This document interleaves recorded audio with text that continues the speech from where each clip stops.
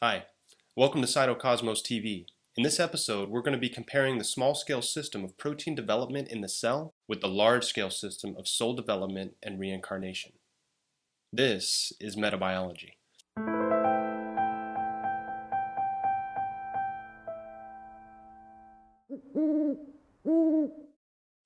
So, first things first, what are proteins?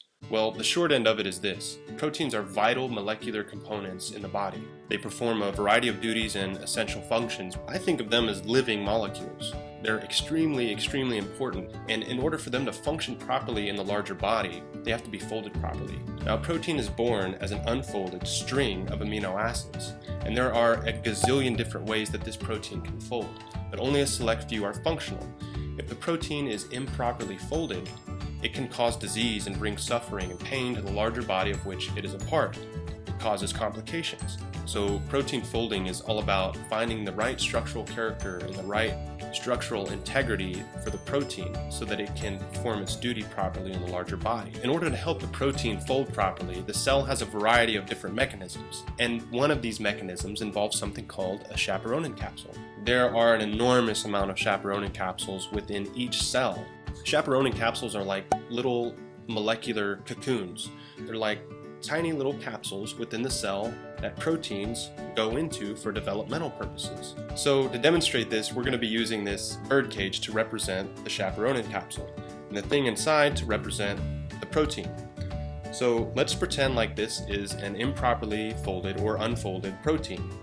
So the cell sends the protein into a chaperonin capsule, and the lid closes, sealing the protein inside. Now the protein is bound to the inside of the chaperonin capsule. While the protein is inside, the chaperonin capsule is going to try to rework the protein while it's bound to it. And after a set cycle, the protein is released, comes out, and it goes through a quality control check system of sorts within the cell. Oftentimes, the protein is found not to be completely developed. If it's found to be improperly folded or not in its native state, which is the correct folding conformation for the protein, then the cell arranges for the protein to go inside of another chaperonin capsule and be sealed in for another cycle. And this process repeats itself until the protein is sufficiently developed enough not to have to use chaperonin capsules for development anymore. If you haven't guessed it yet, this sounds a lot like reincarnation. It's said that the soul reincarnates into physical bodies for similar reasons that the protein reincarnates into chaperonin capsules for development. Now, while the protein is trying to find the right structural conformation, the right structural integrity, the right structural character, the soul is also trying to develop and find the right quality of character, quality of integrity. So this birdcage actually looks more like a bacterial chaperonin known as type 1 chaperonins. The lid in type 1 chaperonins actually comes completely off. But in eukaryotic cells, like the cells of our bodies, like human cells, the chaperonin capsules look more like this meatball looking thing right here.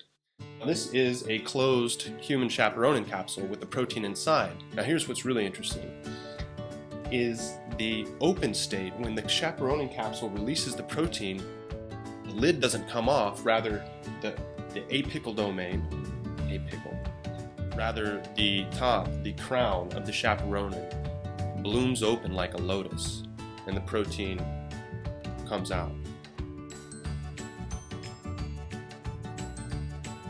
It's really interesting that the narrative of soul development and reincarnating into physical bodies so closely matches the system of proteins incarnating into chaperonin capsules for developmental purposes and reincarnating into them in case they don't reach their final form. It's more than a metaphor. We're talking about large-scale systems and small-scale systems and mapping them to each other.